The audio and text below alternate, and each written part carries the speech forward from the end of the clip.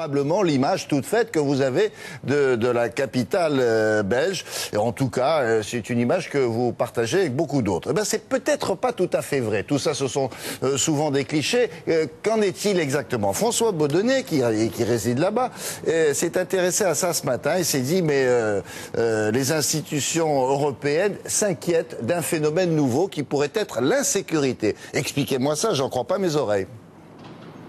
Oui, bonjour William. Eh bien, c'est vrai qu'il y a eu ici, depuis quelques mois, une succession de faits divers qui ont touché, par exemple, le Parlement européen, qui se trouve à quelques centaines de mètres d'ici. Alors, ça a d'abord été le braquage d'une banque, d'une agence bancaire, mais pas n'importe quelle agence bancaire, William, puisque c'est l'agence bancaire qui se trouve au cœur du Parlement européen, derrière les portiques sécurisés.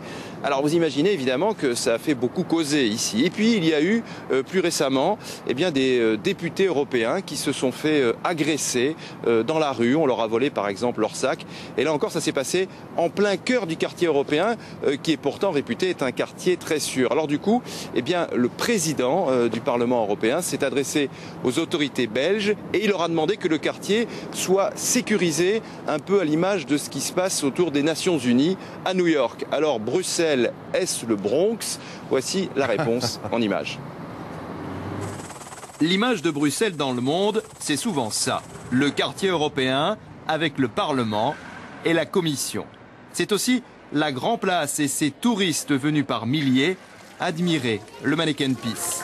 Bref, tout sauf une ville dangereuse. Pourtant, depuis quelques semaines, dans la capitale de l'Europe, les faits divers violents se multiplient.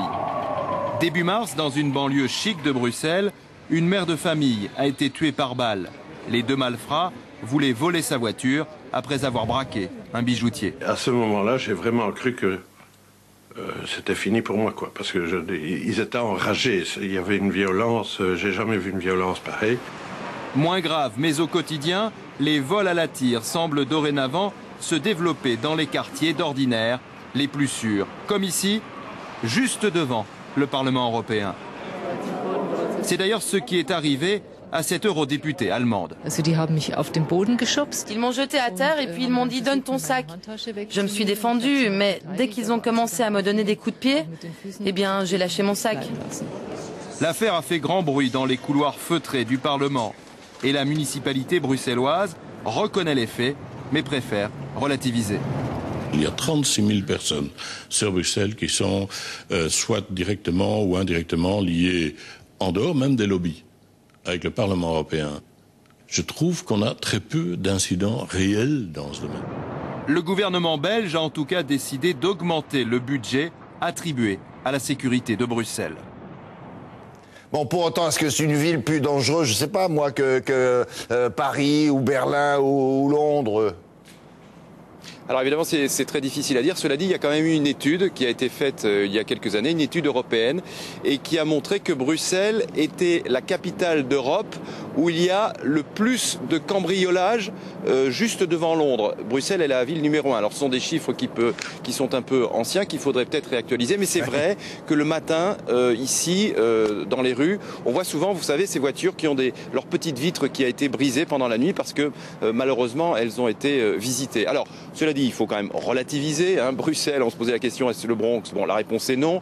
Bruxelles est une ville quand même très sûre. Ici, par exemple, il y a une grande mixité sociale.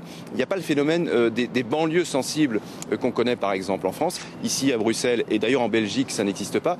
Et puis aussi, il faut relativiser. Je dirais qu'il y a peut-être une plus grande exigence sur la sécurité à Bruxelles, justement parce qu'il y a les institutions européennes et que du coup, eh bien, on voudrait que cette ville soit sûre à 100%. Ah oui, bien sûr.